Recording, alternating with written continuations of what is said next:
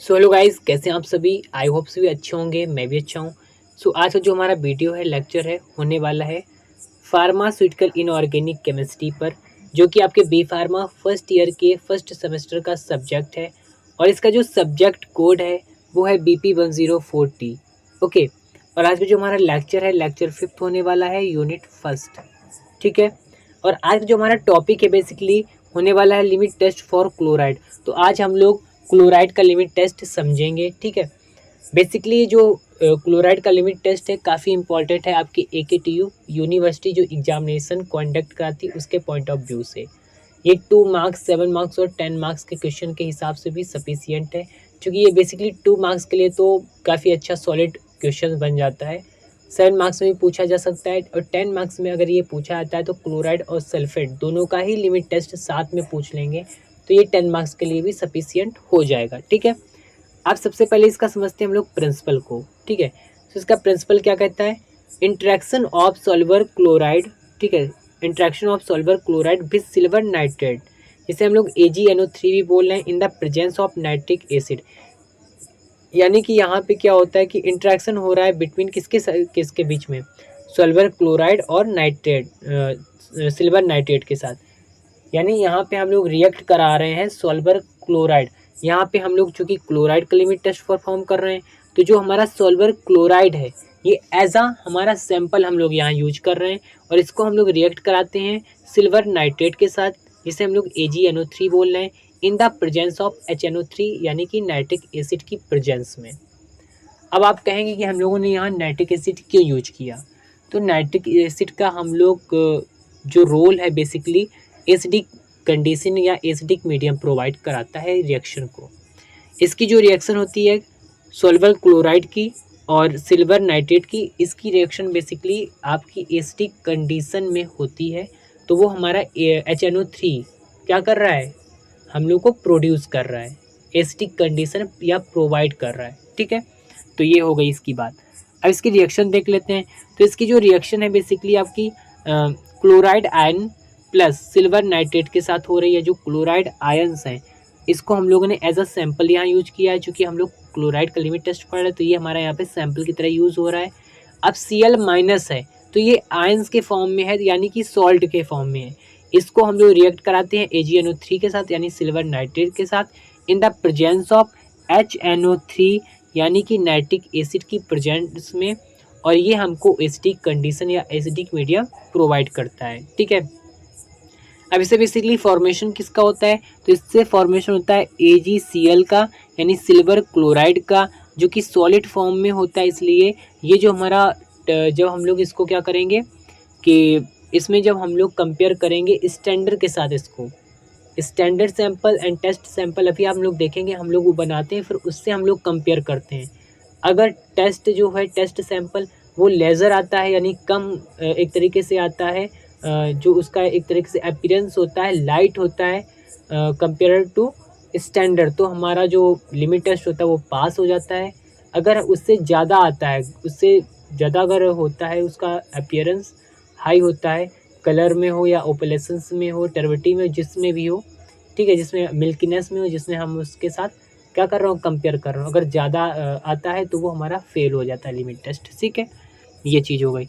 और साथ ही साथ में फॉर्मेशन होता है NO3 माइनस, यानी नाइट्रेट आयन का, जो कि सॉल्ट फॉर्म में है। ठीक है। अब हम लोग इसमें देख लेते हैं रोल ऑफ HNO3। ठीक है। तो इसके रोल देख लेते हैं HNO3 के। तो इसमें जो फर्स्ट पॉइंट है वो है provide acidic condition for reaction. तो ये क्या करता है कि एसिडिक कंडीशन प्रोवाइड करता है हमारी रिएक्शन को। साथ ही साथ इसका जो सेकंड पॉइंट है prevent PPT of other radicals. देखिए जब हमने जैसे बात करी ना स्टैंडर्ड और टेस्ट सैंपल, ये हम लोग प्रिपेयर करते हैं, बनाते हैं कंपेयर करने के लिए, इसका टेस्ट परफॉर्म करने के लिए सबसे पहले स्टैंडर्ड सारी हम लोग को वैल्यू दी जाती है, उसके हिसाब से हम लोग बनाते हैं, उसको प्रिपेयर करते हैं, फिर उससे हम लोग कंपेयर करते हैं। ठीक है। तो उसमें जो भी हम लोग इंग्रेडिएंट्स यूज कर रहे हैं, जो केमिकल्स यूज कर रहे हैं, तो उसमें अदर केमिकल के साथ उसकी यानी जो प्रेसिपिटेशन कॉज हो जाता है, प्रेसिपिटेशन आ जाता है सैंपल में, तो उससे भी हमारा ये प्रिवेंट करता है कौन, HNO3। ठीक है। तो ये क्या करता है, prevent PPT of other radicals. ठीक है। And third point provide common ion effect, ये कॉमन आयन इफेक्ट को भी क्या करता है, प्रोवाइड करता है। ओके, अब हम लोग इसका क्या देख लेंगे, प्रोसीजर। अब इसका हम लोग प्रोसीजर देख लेंगे कैसे क्या हो रहा है। सो बेसिकली इसमें हम लोग क्या होता है, टेस्ट सैंपल और स्टैंडर्ड सैंपल, दो तरीके के सैंपल प्रिपरेशन करनी होती, बनानी होती है।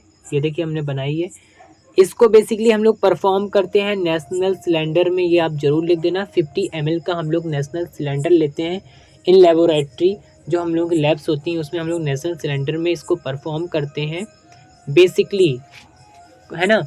और भी हम लोग यहाँ सेपरेटिंग फनल भी यहाँ पे यूज करेंगे, और भी चीज़ें हैं वो आगे के लिमिट टेस्ट में देखेंगे। लेकिन हम लोग क्लोराइड का जो लिमिट टेस्ट परफॉर्म करते हैं उसमें लोग नेशनल सिलेंडर का यूज़ करते हैं 50 ml का, जो कि है ना। तो टेस्ट सैंपल को सबसे पहले स्टैंडर्ड सैंपल हम देखते हैं कैसे बनाया जाता है। तो स्टैंडर्ड सैंपल में क्या होता है, सबसे पहले हम लोग लेते हैं 1 ml 0.584% weight by volume solution of NaCl, यानी वेट बाई वॉल्यूम 0.584% हम लोग लेते हैं सॉल्यूशन ऑफ NaCl का, ठीक है। उसके बाद क्या करते हैं, इसमें हम लोग 1 ml HNO3 नाइट्रिक एसिड हम लोग इसमें ऐड कर देते हैं, ठीक है, मेजरिंग सिलेंडर में। अब इसको हम लोग क्या करते हैं कि up to 50 ml with water इससे मेज़र कर देते हैं इसमें, यानी कि जो वाटर होता है हम लोग, पानी होता है, उसको हम लोग 50 ml वाटर उससे में मेजर कर लेते हैं। अब इसके बाद हम लोग इसमें 1 ml AgNO3 सॉल्यूशन को ऐड करते हैं, किसमें, इसी नेशनल सिलेंडर में, और इसको मिक्स कर देते हैं, अच्छे से इसको मिला देते हैं, मिक्स बेल, यानी इसको अच्छे से मिला देते हैं, किसके थ्रू, ग्लास रॉड की हेल्प से। और इसको हम लोग 5 मिनट के लिए स्टैंड में रख देते हैं, ठीक है। ओके, ये काम कर लेते हैं। देखिए कई बार क्या होता है कि कई बार बच्चों का डाउट रहता है कि जो ये हम लोग वाटर एक तरीके से इसको हम जब वाटर को अप टू लेवल ले जाते हैं 50 ml, तो कई लोग कहते हैं कि हम लोग इसमें 49 लेते हैं। ये कई लोग क्वेश्चन होता है, ये आएगा भी क्वेश्चन, हमें पता है। तो हाँ, हम लोग यहाँ 49 भी ले सकते हैं। अगर हम 49 से चूँकि यहाँ पे 1 ml हम लोग AgNO3 मिला रहे हैं, तो बच्चों को कहना हो जाता है कि 50 ml तो ऑलरेडी मेज़र हो जाएगा ना, कि 49 ml हम लेंगे तब 1 ml हम लोग इसमें AgNO3 मिला देंगे तो ये पूरा 50 ml हो जाएगा। तो आप ऐसा भी कर सकते हो, लेकिन अगर ऐसा आप करते हो तो आपका जो टेस्ट सैंपल बनेगा उसमें भी सेम तरीके का होना चाहिए, 49 से ही मेज़र फिर होना चाहिए, फिर लास्ट में आपका 1 ml AgNO3 ऐड होना चाहिए। या अगर आप पहले ही 50 ml तक वाटर तक उसको कर ले, तो बाद में अगर 1 ml उसमें आप AgNO3 मिला रहे हो, तो यह आपका एक तरीके से जाके 51 ml जाके करीब बन जाएगा, है ना, सॉल्यूशन। तो वो दोनों में ही बराबर होगा। इधर भी चूँकि आप इतना फिर मेज़र करोगे टेस्ट सैंपल में तो कोई प्रॉब्लम नहीं आती है। लेकिन अगर आपको ऐसा लगता है तो आप दोनों से ही कुछ भी कर सकते हैं, ठीक है। या 49 लो तो दोनों में 49 लो, 50 लो तो फिर दोनों में 50 लो, ठीक, ये चीज़ होनी चाहिए। अब टेस्ट सैंपल देख लेते हैं हम लोग को कैसे बनाना है। तो इसमें हम लोग को सैंपल लेना होता है, कुछ वाटर लेना होता है, बहुत कम अमाउंट में वाटर लेते हैं जिसमें हम लोग डिज़ोल्व कर सकें। 1-2 ml ले लीजिएगा, जितना भी लेना है, 2 या 3 ml भी ले सकते हो। इसको अच्छे से डिज़ोल्व करेंगे। अब इसके बाद हम लोग इसमें 1 ml HNO3 यानी नाइट्रिक एसिड ऐड कर देंगे।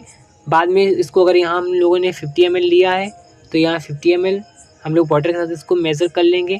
अदरवाइज़ इसको हम लोग 49, अगर आपने इधर 49 लिया तो उधर भी 49 से मेज़र कर लेंगे।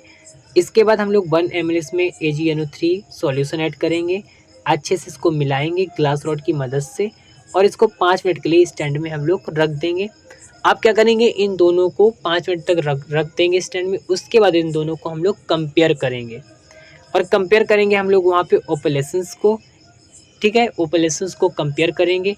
अगर हमारे टेस्ट सैंपल का, ठीक है, टेस्ट सैंपल जो है हमारा वो अगर लेज़र आता है, कम आता है कंपेयर टू स्टैंडर्ड, तो जो हमारा लिमिट टेस्ट है वो हमारा पास हो जाएगा। अगर हमारा अगर उससे ज़्यादा आता है, ठीक है, ग्रेटर आता है, ग्रेटेस्ट आता है, तो जो हमारा लिमिट टेस्ट है वो फेल हो जाएगा। तो ये चीज़ है, ठीक है। तो अगर आपको ये वीडियो पसंद आए तो प्लीज़ मेरे चैनल को सब्सक्राइब करिए, वीडियो को लाइक करिए। ऐसे वीडियो देखने तक मेरे चैनल पर बने रहिए। Thanks for watching this video. और हाँ, मैं आपको बता दूँ, नोट्स के लिए मैं टेलीग्राम की लिंक यहाँ पे आपको डिस्क्रिप्शन बॉक्स में दे दूँगा। साथ ही साथ आपने जो इसके प्रीवियस वीडियो अगर नहीं देखे हैं इसके फार्मास्यूटिकल इनऑर्गेनिक केमिस्ट्री की, तो मैं उसकी भी प्लेलिस्ट की इसमें लिंक दे दूँगा, तो आप वहाँ से जाके देख सकते हैं, ठीक है। तो thank you for watching this video.